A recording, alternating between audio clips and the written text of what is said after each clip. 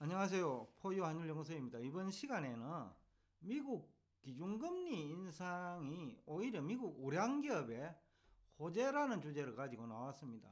지금 유튜브 공간에서는 그 미국 기준금리 인상을 2022년 중에 세 번 하나, 네 번 하나를 두고 설왕설래하고 있는 것 같아요. 결국 그것이 설왕설래 그 배경은 그렇거든요. 미국 시장금리 상승 또는 기준금리 상승이 주식시장의 실물 경제에 어떤 영향을 줄 것이냐 이 얘기거든요. 그렇지만은 기준금리 인상 그 속도 한 번에 0.5%나 1%씩 인상 안 하거든요. 0.25%씩 인상한다는 거죠. 그것도 물가 상승률을 보아가면서 갈 거라고요. 그러면 결국은 물가 상승률이 먼저라는 겁니다. 그것을 보고 연준은 대응하기 때문에 그러면 기업 이익을 먼저 보고 부정적인 영향은 나중에 본다는 이야기하고 똑같지요. 기준금리 인상이 악재라고 하더라도 물론요 우량기업한테는 그것조차도 큰 의미가 없죠. 기준금리 인상조차도 왜? 뭐 여유자금이 많다면 금리 상승하면 채권에 투자하면 되잖아요. 또 은행 예금하면 되잖아요. 물가 연동 채권도 있거든요. 그러니까 그런 채권에 투자하면 기준금리 인상보다 물가 연동 채권 금리가 높기 때문에 거기 투자해도 되고, 그러니까 우량기업에게는 큰 영향을 못 주는 거지요. 그것이 실물이든 금융시장이든. 그래서 주식 투자자 입장에서는 그 물가 상승은 그 기업 영업 실적 개선에 기여하기 때문에 그 오히려 호재라는 거죠. 그래서 구체적으로 얘기를 하면 기본적으로 주가는 영업 실적을 반영하는 것이지 기준금리를 반영하는 거 아니에요. 기준금리가 오르든 시장금리가 오르든 영업 실적만 증가하면 주가는 상승 요인이 있는 거예요. 다만 이제 부채가 많은 기업에게 금리 상승이 부담이 될 뿐이지, 그런 기업조차도 영업 실적이 개선된다면, 쉽게 말하면 물가 상승으로 더 큰 도움을 받는다면 문제될 게 없다라는 거죠. 그러니까 결국 정리하면 물가 상승에 따른 영업 실적 개선 정도가 점진적인 금리 상승에 따른 금융 비용 부담 증가보다도 크면 문제될 게 없다 이거죠.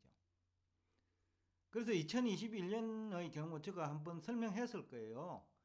미국 상장기업 한 3분의 2가 물가 상승 덕택에 2019년보다 영업실적이 50%나 개선됐다라는 얘기를 한번 들었습니다. 그것은 2022년에도 똑같다라는 거죠. 2021년에는 시장금리 상승에도 불구하고 영업실적이 개선됐잖아요. 그러면 2022년에는 기준금리 인상에도 불구하고 물가 상승이, 적당한 물가 상승이 영업이익 증가에 기여하게 된다. 그러면 우량기업에게는 오히려 호재라는 거죠. 더구나 재고의 경우에는 물가 상승 이전에 확보한 것도 재고를 가지고 물건을 만들어서 파는 시점에 물가가 상승한다면 기업은 기존의 재고까지 마치 비싼 가격으로 가져온 것처럼 해가 소비자한테 전가시키거든요. 그래서 지난해 물가 상승률은 5%밖에 안 되는데 뭐 한 5% 되죠. 상장기업 영업실적은 2019년보다 50% 개선된 거예요. 그게 왜 그러냐 하면요, 그 자기 자본보다도 매출액이 훨씬 크기 때문에 그래요.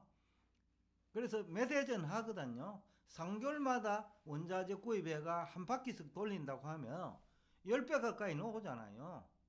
그러니까 그 영업실적이 50% 개선되는 거예요.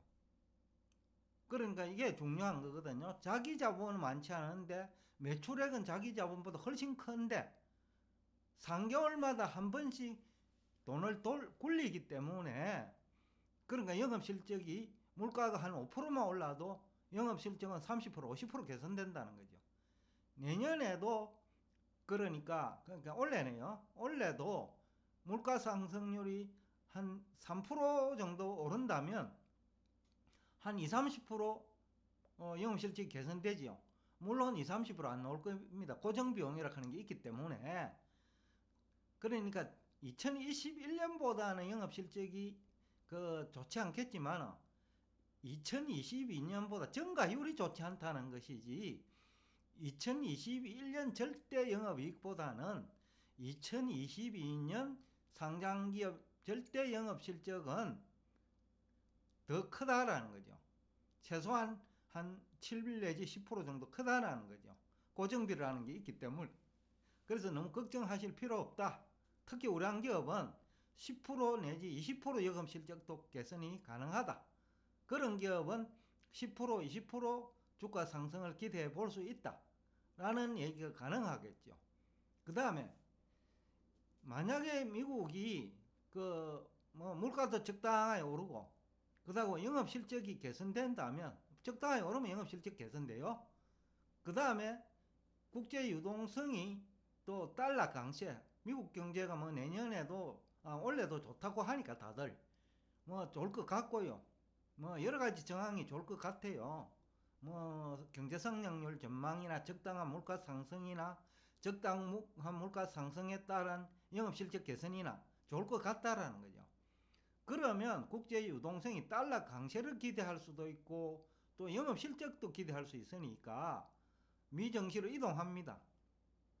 그러니까 영업실적 개선이 기대되는 주식이나 산업, 대표적으로 반도체겠죠.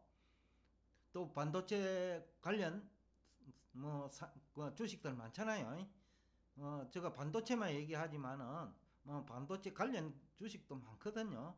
이런 쪽에 ETF 상품에 투자한다면 제가 반도체 얘기를 하니까 기억이 나는데 엔비디아보다는 AMD가 좋다는 얘기를 한 기억이 나는데 주가 수준을 감안할 때 엔비디아는 너무 높고 그 다음에 AMD는 엔비디아 시장을 잠식해 가고 있으니 또 주가도 더 저평가되어 있기 때문에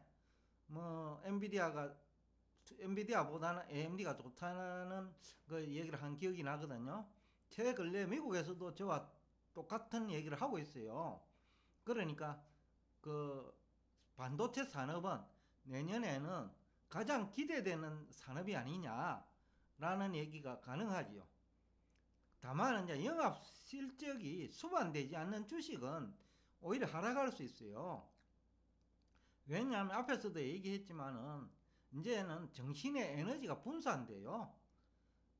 금리가 오르니까 금리가 매력적이라고 생각하는 사람, 또 높아진 금리가 안전하다고 생각하는 사람도 있기 때문에 돈의 이동이 일어난다라는 거죠.